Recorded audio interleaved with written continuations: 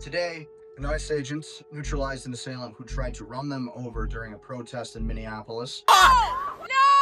Shame! Shame!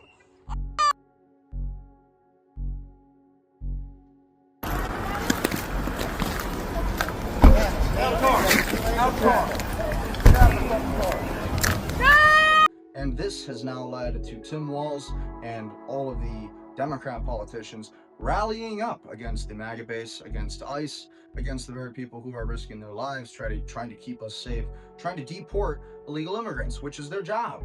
To Minnesotans, I say this: I feel your anger. I'm angry. They want a show. We can't give it to them. We cannot. If you protest and express your First Amendment rights, please do so peacefully, as you always do. As you always do. As you always do. We can't give them what they want. The hearts and minds of the people in this state are on our side. To Americans, I ask you this: please stand with Minneapolis. To Minnesotans, know that our administration is going to stop at nothing to seek accountability and justice. The State Bureau of Criminal Apprehension are working on the investigation. We have activated the State Emergency Operations Center. State Patrol and Minnesota National Guard leadership is connected with the Minneapolis Police Department, the St. Paul Police Department, Hennepin County Sheriff's Office, the DNR, and Minnesota's Homeland Security and Emergency Management. We have activated dozens of members of the State Patrol's mobile response team. And from here on, I have a very simple message. We do not need any further help from the federal government. To Donald Trump and Kristi Noem, you've done enough. There's nothing more important than Minnesotan safety. I've issued a warning order to prepare the Minnesota National Guard. We have soldiers in training and prepared to be deployed if necessary. I remind you, a warning order is a heads up for folks. And these National Guard troops are our National Guard troops. They're teachers in your community, they're business owners, they're construction professionals. They are Minnesotans. Minnesota will not allow our community to be used as a prop in a national political fight. We will not take the bait. We will continue to update you, Minnesota, as we get more information. And so, what do they get in repayment? They are being called mass murderers now. But they're not. This is called self-defense. As a police officer myself, I can tell you, this is self-defense. When somebody's standing, or when somebody is taking a vehicle and with intent to run you over and kill you when you are a uniformed officer of the law, that is attempted murder. And so according to the deadly force continuum, that officer had every right to take that shot. That officer had every right to defend his own life. And you would too.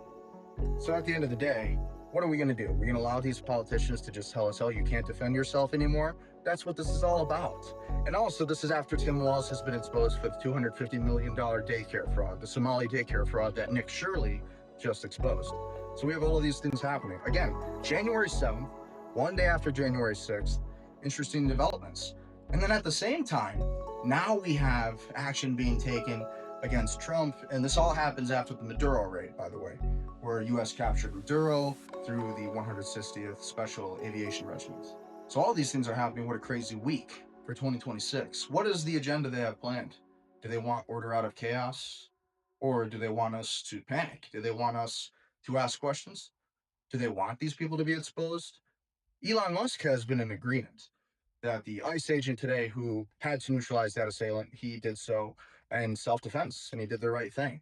And as an officer myself, I would have done the same thing. If I'm trying to apprehend a suspect in a moving vehicle and they try to run me over and I have no time to react, there's nothing else I can do to stay alive, then I'm going to pull my firearm and I'm going to have to neutralize that assailant if I have no other options. And that's the thing. But this officer didn't have any other options. He really didn't. He could have dived out of the way, maybe. And that's a maybe. Even in that case, what are we doing? We're arguing and letting the evil people who are out here trying to run over police officers to create order out of chaos, probably all Soros-funded people. But like, who is this lady who did this? Who is the lady? Well, she's an American U.S. citizen. Okay, but like, what cause is she fighting for? Who's funding her? Why was she here? What does her social media look like? You know, and that's all of these people. So this is extremely dangerous, and we need to act against it. And at the end of the day, the United States deserves to be a safe place for people to live. We don't need this. We don't deserve to live like this. We don't need to live like this. We can have so much more. And over many, many decades, we've had politicians who have really just sold us out. As an author myself, as a police officer who has experience with these kind of people, I can tell you, these are dangerous people that these officers are dealing with, that these ICE agents are dealing with. So God bless our ICE agents. Glad they're okay. And at the end of the day, they did the right thing. Our ICE agents are heroes. Our law enforcement officers are heroes. God bless them. And every one of them out there. Like, share, subscribe, and see you next time.